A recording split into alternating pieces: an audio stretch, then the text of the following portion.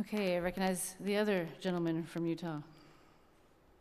That would be Representative Ivory. Thank you, Madam President. As I was engaged in my personal devotions this morning, two images were foremost in my mind. The first was you. And how grateful I am for you.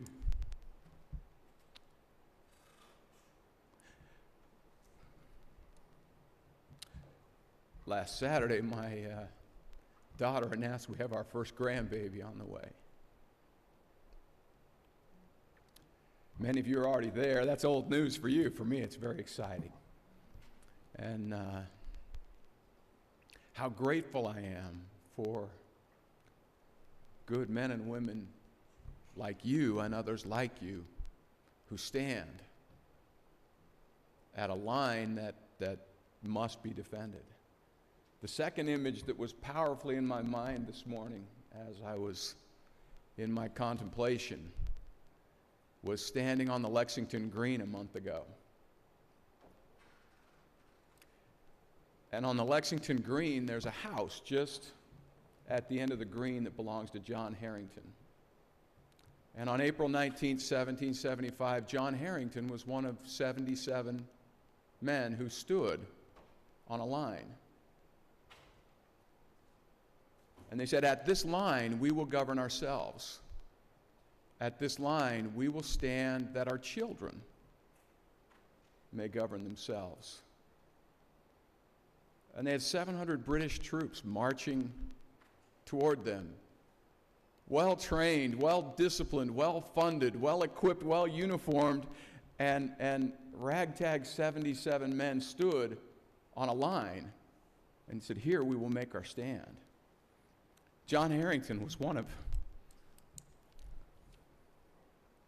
8 that were shot, wounded, and he dragged himself from the Lexington Common to his home that was just off the common. And he died on the doorstep at his wife's feet and said, here we will stand. My dear friends, it's been, over the years, so many of you over the years, it's been a tremendous honor to stand. And our good friends from New Hampshire pointed out that Lexington wasn't the first. There were other skirmishes that led up to Lexington, correct? That New Hampshire led to that. I don't know if this is the news shot heard around the world. I don't know if it's on that order. It's certainly in the sequence.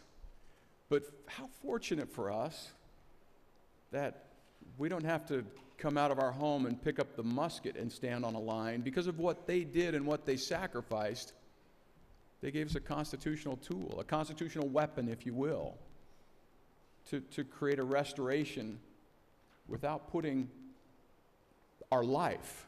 Fortune, sacred honor, I believe, no doubt. But we have a constitution that allows us in peace to assemble like this and consider in a convention, in a meeting, to consider proposals for how we have a revolution to restore self-governance for our children, and we don't have to drag ourselves to our doorstep at the end of the convention. How fortunate we are. How marvelous it is that we have in this day this opportunity. And I repeat the images that I saw this morning. The foremost was you.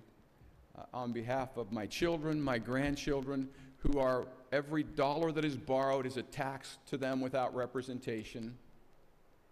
Every $1 million and $1 billion and $1 trillion that is spent and borrowed against their future, I thank you for standing up, and that you bring others, and that from here we continue pulling on that rope. It's going to take all of us. We have to pull.